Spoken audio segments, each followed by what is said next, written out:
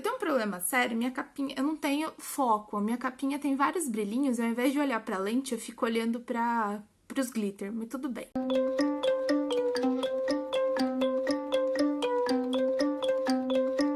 Bom, pra gente falar de eletromagnetismo, a gente precisa saber o que é o eletromagnetismo. Tem eletro e tem magnetismo no nome, então deve ter alguma coisa de elétrico e alguma coisa de magnetismo, certo? Isso mesmo, tem a ver. Tá? Até 1800 e bolinha, que eu não sei a data certa,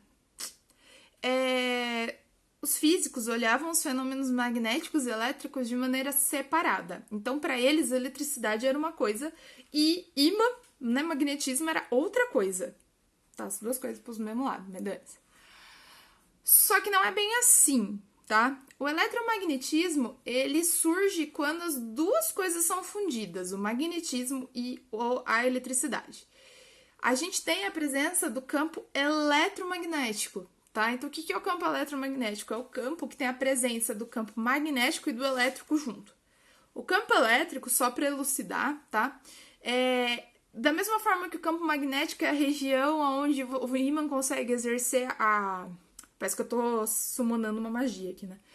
O ímã consegue exercer o poder de atração dele. O campo elétrico é basicamente a mesma coisa, tá? Então, cargas elétricas, elas conseguem atrair outras cargas elétricas, né? Então, uma coisa é que meu cabelo tá tão sujo que nem que eu tente muito isso vai acontecer. Se você pega o cabelo, às vezes você tá penteando o cabelo e depois o cabelo prende no... Ele puxa, né, perto do pente.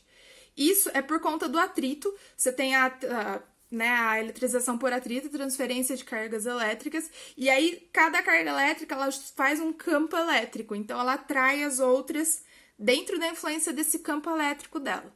O campo eletromagnético, então, é a junção dos dois. É a junção do campo elétrico e a junção do campo magnético. E o eletromagnetismo é uma das coisas mais importantes que a gente tem para a vida moderna. Tipo assim, é um divisor de águas na indústria, em tudo que vocês imaginarem. A gente vai falar bastante sobre como isso influenciou, mas hoje a gente vai ver uma coisa muito específica, que é o experimento de Ørsted e o efeito magnético da corrente elétrica. Ørsted foi um físico e químico dinamarquês e ele estudava fenômenos elétricos, ele estudava a corrente elétrica. Um belo dia, Ørsted estava lá estudando a corrente elétrica e ele fez um experimento e aí ele teve um insight, tipo assim, pá! E aí ele fundou, ele criou, ele é um dos pais do eletromagnetismo. Então eu vou mostrar o experimento de Ørsted para vocês. Eu não tenho muitas habilidades manuais, então, tipo assim, Ørsted deve estar olhando lá no além o meu experimento, tipo assim... Você é vergonha da profissão! Se revirando, né? Mas fazer o quê? Serve ao propósito, dá pra entender, então tá ótimo. Precisei meter uma gambiarra pra mostrar a minha gambiarra, porque, né, a gente só tem duas mãos.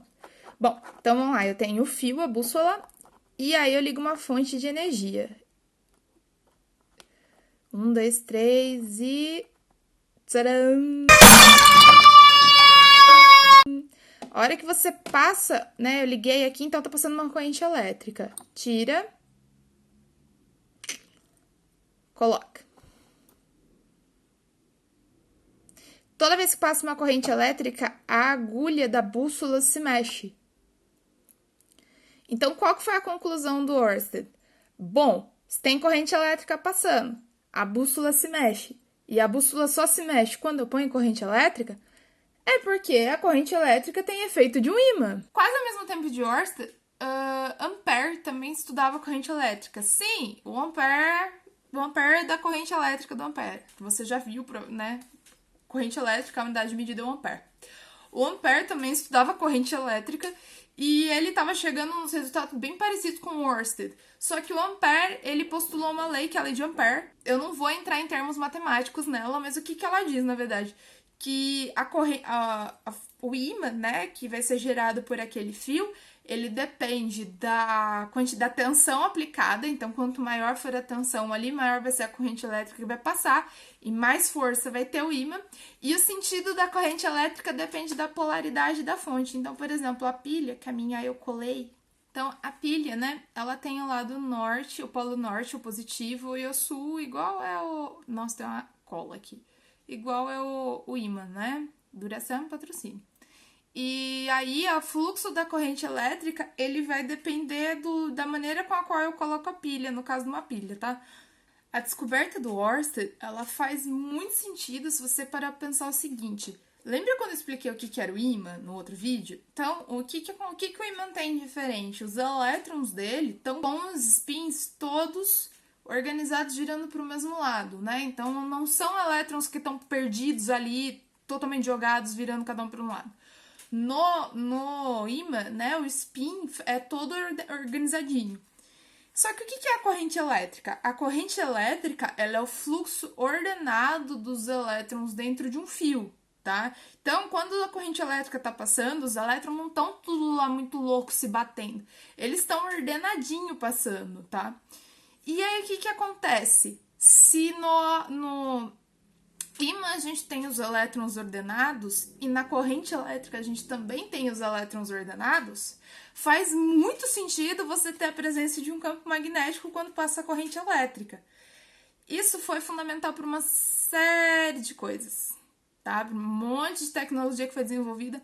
A gente vai ver mais pra frente um pouco sobre Faraday e aí a gente vai entender como as contribuições foram importantes. Mas um dos primeiros experimentos foi o de Ørsted e com ele surge uma coisa que a gente usa muito, mas não conhece, não percebe, que é o eletroímã, tá? O eletroímã, ele é um ímã que só é ímã quando passa a corrente elétrica nele. Na verdade, todo fio, quando passa uma corrente elétrica, ele se torna um ímã. Só que o eletroímã, ele é feito, né, passa uma corrente elétrica nele de uma forma que a função de ímã dele seja muito útil. Então, sabe aqueles guindastes de ferro velho que a gente vê, assim, que pega o carro, pega um monte de sucatona e desova? E, tipo assim, ele pega e depois ele literalmente solta, né? Ele não tem garra, ele tem uma placa. Esse guindaste, ele é usado como eletroímã. Ele é usado, não, ele é feito com eletroímã. Passa uma corrente elétrica muito grande nessa placa e a hora que ela passa, ela tem função de ímã. Então, ela puxa tudo que é ferromagnético. A hora que você cessa a corrente elétrica, a corrente para de passar, ele perde o magnetismo e solta o que é ferromagnético.